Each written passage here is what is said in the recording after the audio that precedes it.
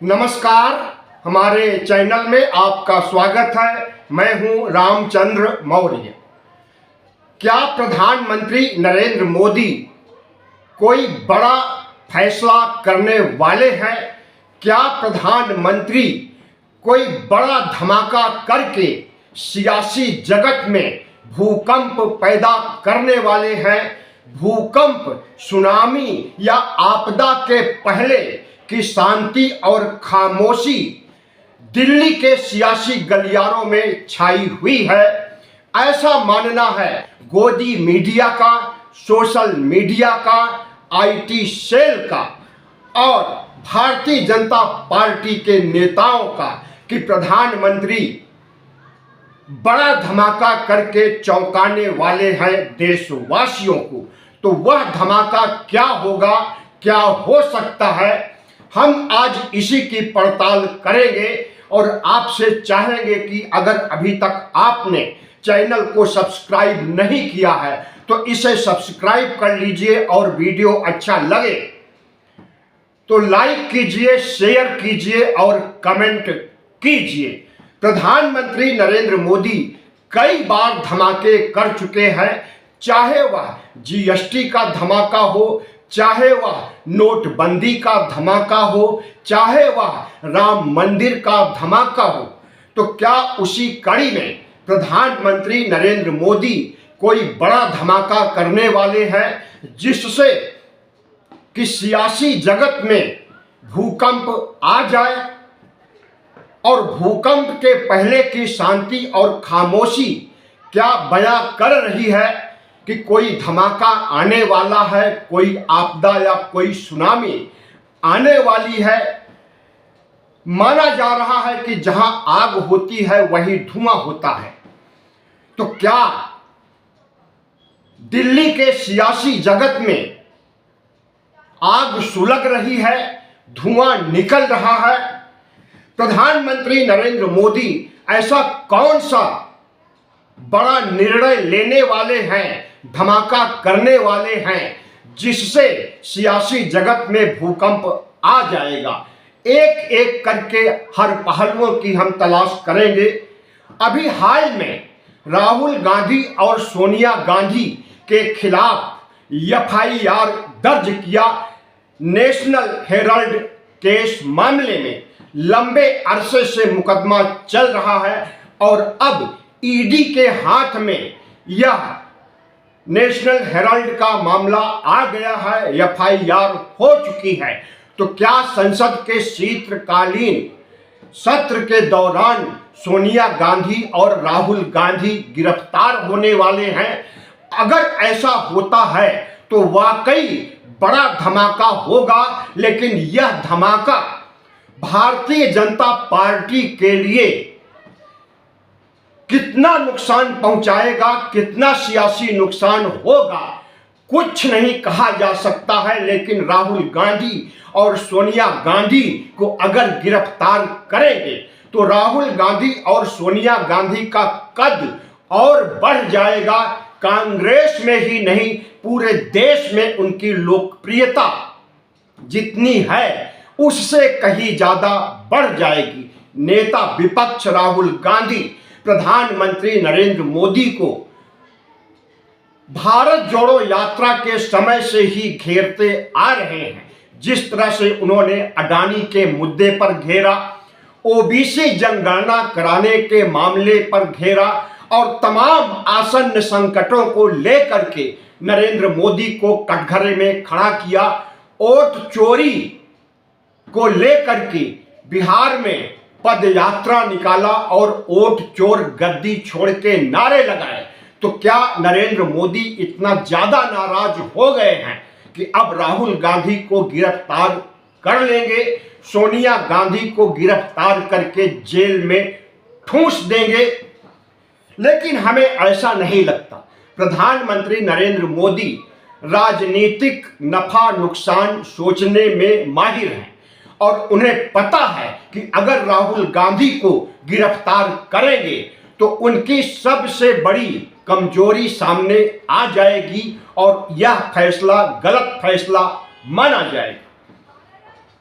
दूसरा, कारण माना जा रहा है धमाके का कि क्या प्रधानमंत्री नरेंद्र मोदी आरएसएस के कहने पर भारत को हिंदू राष्ट्र घोषित करने वाले हैं। आरएसएस के 100 साल पूरे हो गए हैं और इसी आरएसएस के स्वयंसेवक और प्रचारक नरेंद्र मोदी कई वर्षों तक रहे हैं। आरएसएस भारतीय जनता पार्टी की मां है। आरएसएस भारतीय जनता पार्टी के नेताओं के लिए थिंक टैंक है।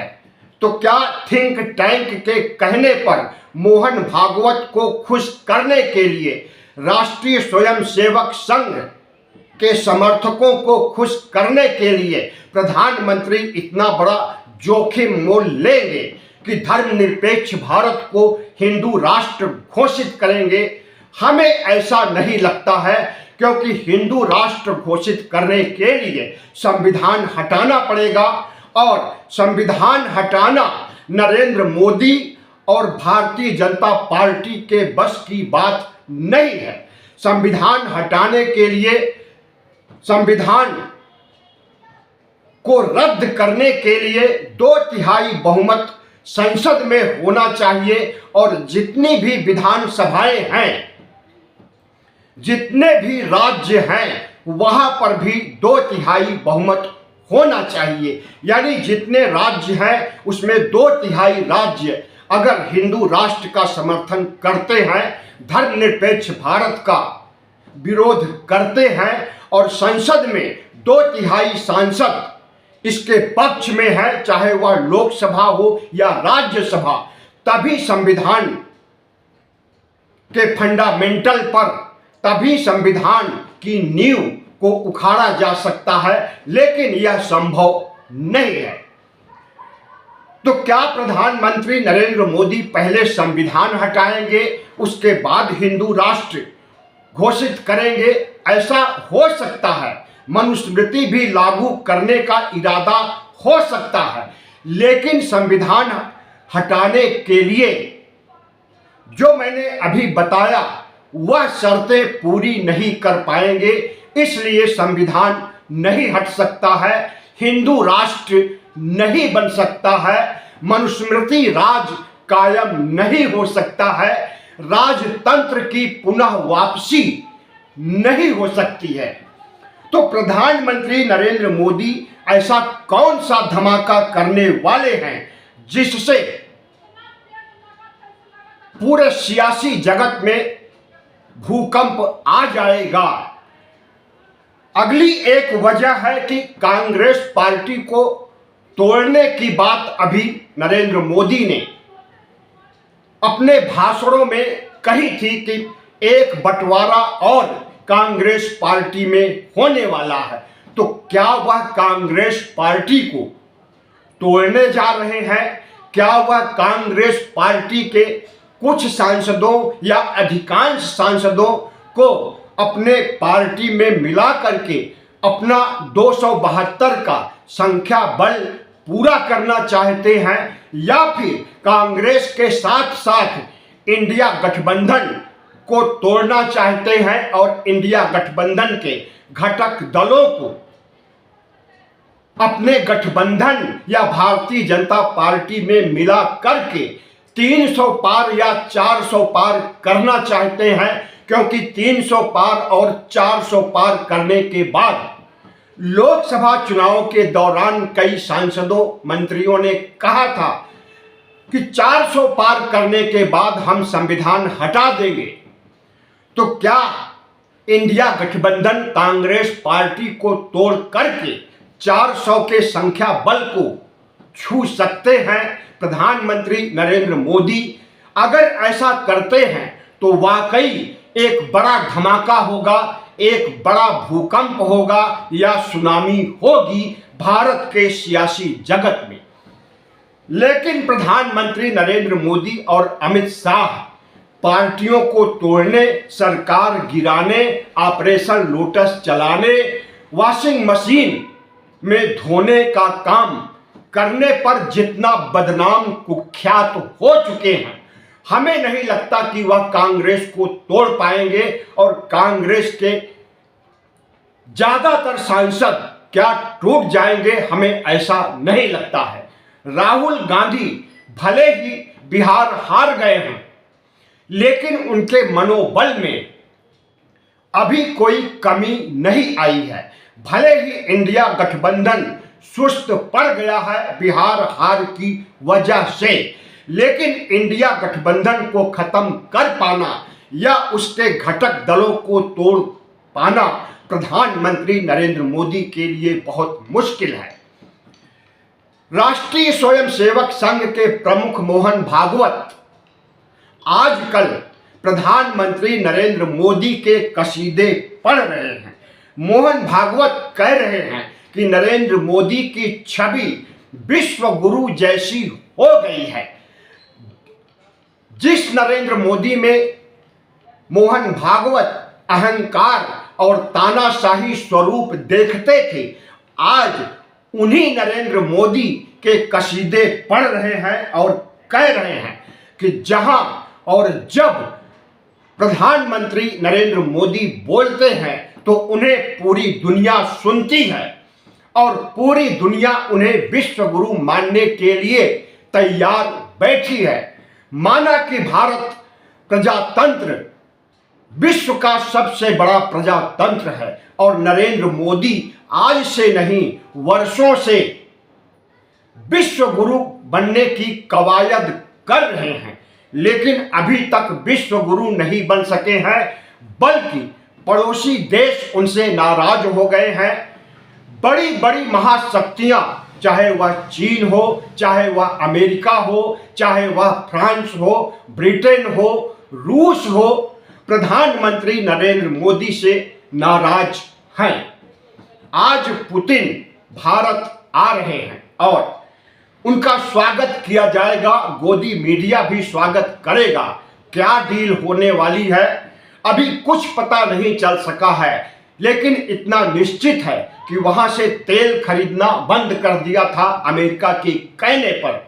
तो क्या तेल की डील करने आए हैं या फिर रूस और यूक्रेन के बीच जो जंग छिड़ी हुई है उसके बारे में गुफ्तगू करेंगे? क्या करेंगे वो तो शाम तक या रात तक पता चल जाएगा। लेकिन प्रधानमंत्री नरेंद्र मोदी जो धमाका करने वाले हैं, अभी उसमें एक कड़ी और भी जोड़ना बाकी है। आजकल SIR पूरे देश में बड़े जोर शोर से हो रहा है। 40 से अधिक BLO आत्महत्या कर चुके हैं, जहर खा चुके हैं और मर चुके हैं काम के बोझ से, काम के दबाव से।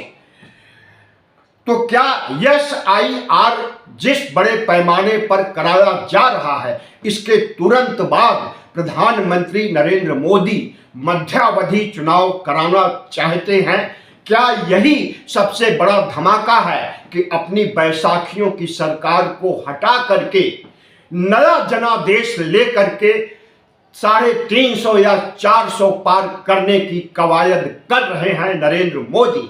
बिहार को जीतने, हरियाणा, महाराष्ट्र, दिल्ली और बिहार को जीतने के बाद क्या नरेंद्र मोदी और शाह का आत्मविश्वास इतना बढ़ गया है कि वह मध्यावधि चुनाव करा के इन्हीं राज्यों की तरह पूरे भारत को जीत सकते हैं? लोकसभा चुनाव में भारी जीत हासिल करके 400 पार कर सकते हैं? क्या 400 पार के लक्ष्य को लेकर प्रधानमंत्री नरेंद्र मोदी चुनाव आयोग के जरिए, जो उनके ऊपर मेहरबान है अरसे से, तो क्या चुनाव आयोग से धांधली करा करके लोकसभा चुनाव भी जीतना चाहते हैं और संख्या बल 400 से ऊपर करना चाहते हैं? तो क्या प्रधानमंत्री नरेंद्र मोदी मध्यावधि चुनाव कराने के बाद एक प्रबल प्रधानमंत्री, शक्तिशाली प्रधानमंत्री बन करके भारत को हिंदू राष्ट्र बनाना चाहेंगे? अगर 400 सीटें आ जाती हैं तो 2/3 बहुमत हो जाएगा और 2/3 राज्यों में भारतीय जनता पार्टी का कब्जा हो चुका है। अगर 400 पार सीटें आती हैं तो समझ लीजिए कि प्रजातंत्र खत्म, संविधान का राज खत्म और भारत धर्मनिरपेक्ष नहीं रह जाएगा, बल्कि वह हिंदू राष्ट्र बन जाएगा। भारत में रह रहे तमाम अल्पसंख्यक, चाहे वह मुस्लिम हो, चाहे ईसाई हो, चाहे बौद्ध हो, चाहे जैन हो, चाहे सिख हो, सबकी सांसत आ जाएगी और सिर्फ एक धर्म रहेगा और वह राष्ट्रीय धर्म के रूप में रहेगा, हिंदू धर्म, सनातन धर्म। इसके अलावा बाकी सभी धर्मों को खत्म करने की मुहिम शुरू की जाएगी और हमें लगता है कि साझा संस्कृति जो सदियों से भारत में चली आ रही, इसको भी रौंदने का काम प्रधानमंत्री नरेंद्र मोदी आरएसएस के इशारे पर करेंगे।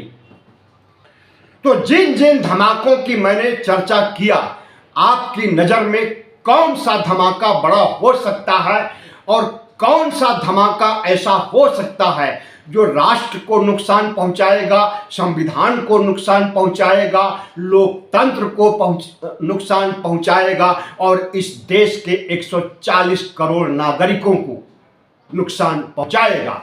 वीडियो अच्छा लगा हो तो चैनल को सब्सक्राइब कीजिए, लाइक कीजिए और शेयर कीजिए।